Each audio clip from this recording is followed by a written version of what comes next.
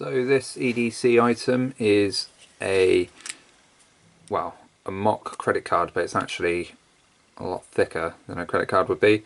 Ignore the fact that it says James Bond on it as well, just makes it corny. However, it is a pretty good lockpick.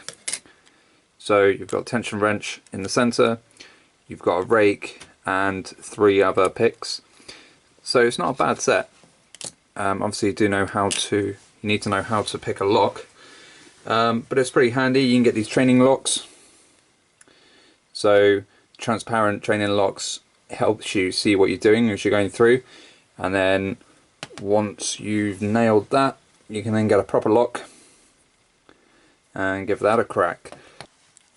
For example of how to rake pick: insert the tension lock, apply some constant pressure to the barrel, insert your pick, start at the end pin and rake, and there we go,